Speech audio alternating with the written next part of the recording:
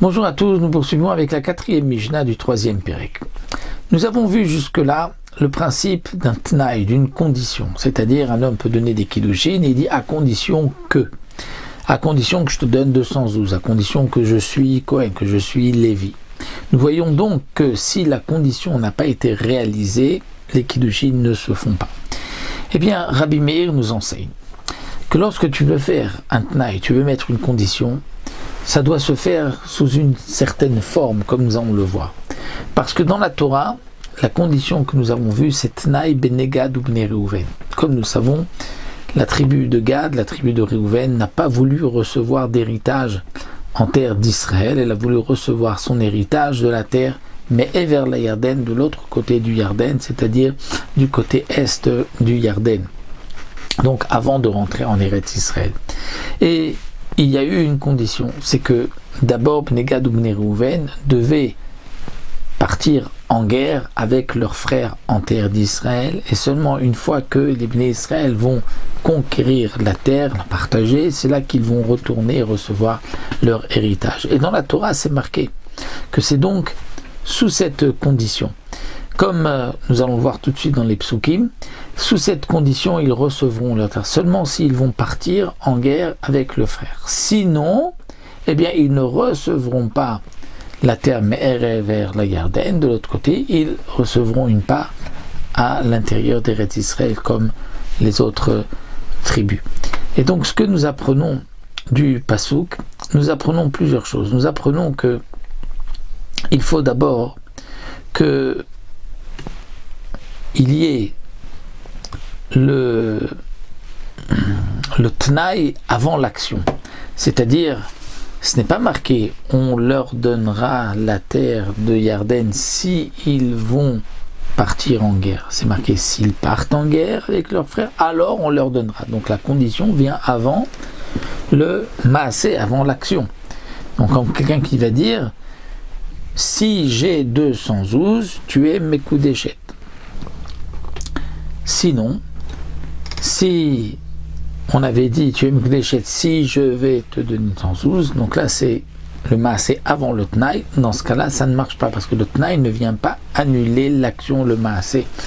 Nous voyons aussi de ce pasouk, c'est qu'il faut que ce soit d'abord hen kodem lelav, c'est-à-dire le côté donc hen, oui, positif, avant le côté négatif, puisque dans la Torah c'est marqué si ils vont traverser donc le Yarden et sortir en guerre avec leurs frères contre les peuples donc de Eretz Kenaan, à ce moment-là ils recevront leur héritage de l'autre côté du Yarden. Et s'ils ne vont pas, ils ne recevront pas d'héritage.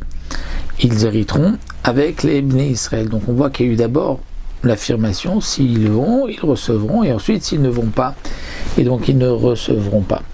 Donc nous dit ici dans les mots Rabbi Meir Omer, Kol Tnaï, toute condition, She'ena Ketnaï Bnei Gad Bnei Reuven, qui n'est pas formulée sous la même forme que la condition qui est marquée dans la Torah à propos des Bnei Gad ou Bnei Reuven, et notre Tnaï, ce n'est pas un Tnaï, ce n'est pas une bonne condition, et donc on ne tient pas compte du Tnaï, et puisqu'il a dit Yaret Mekudeshet, elle est Mekudeshet, on ne tient pas compte du Tnaï s'il n'a pas été fait sous la forme marquée dans la Torah. Shenema, comme c'est marqué, Vayomer Moshe Aleem. Moshe leur a dit, Imiavru Bnei Gad ou Bnei Reuven. Si les Bnei Gad ou Bnei Reuven vont traverser le Jourdain et vont ensuite sortir en guerre, alors ils recevront, mais vers les Yarden Vektiv, et c'est marqué, Veim lo Yavru Chalutzim.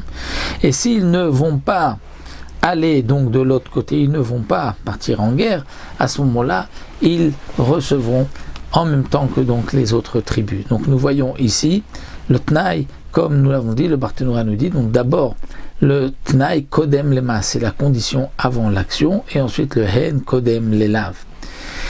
Mais Rabbi Hanina ben Gamliel, et aussi, nous voyons aussi le principe c'est ça que le plus important qui était rapporté donc dans cette Mishnah, c'est qu'il faut le Tnaï Kafoul, c'est-à-dire il faut dans les deux sens.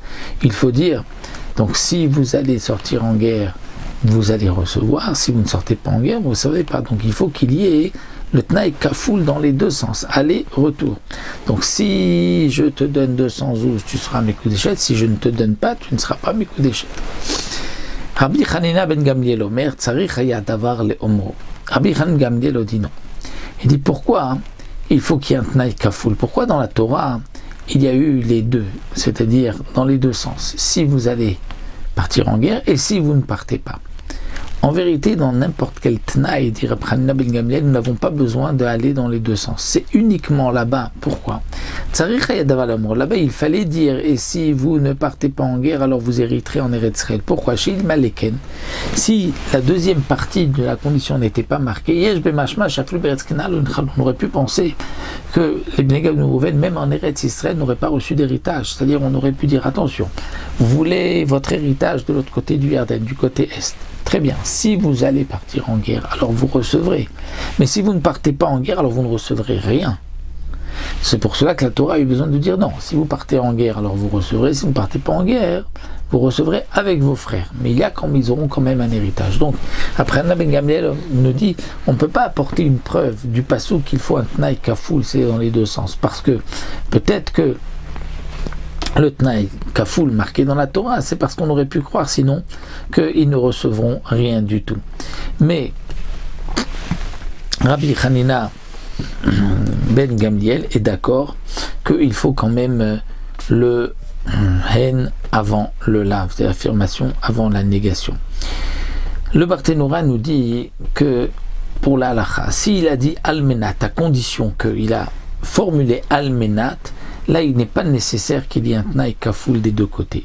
S'il a dit, je te donne Kiddushin si je vais te donner, donc si je vais te donner, je donne les Kiddushin, tu es mes Koudeshet, là, étant donné qu'il n'a pas dit à condition que, là, il faut que ce soit, donc comme nous l'avons vu dans la forme des Tnaï, de la condition marquée dans la Torah. Mais si on a dit à condition que, là, il n'est pas nécessaire que le Tnaï soit Kafoul de sens, il n'est pas nécessaire qu'il y ait le oui avant le non, et le Tnaï avant le Maasé, mais dans tous les cas, le Tnaï sera valable. Si on n'a pas dit Almenat, à condition que, là, dans ce cas-là, il est important donc de réaliser les 3 points, Tnaï Kafoul, Hen Kodem Lelav et Tnaï Kodem Le Maasé. Sinon, le Tnaï est annulé et le Maasé est Kayam. Mais peu importe, dit le Barthénora, c'est Diné Mamonot ou Gitin Kiddushin, le din est le même partout.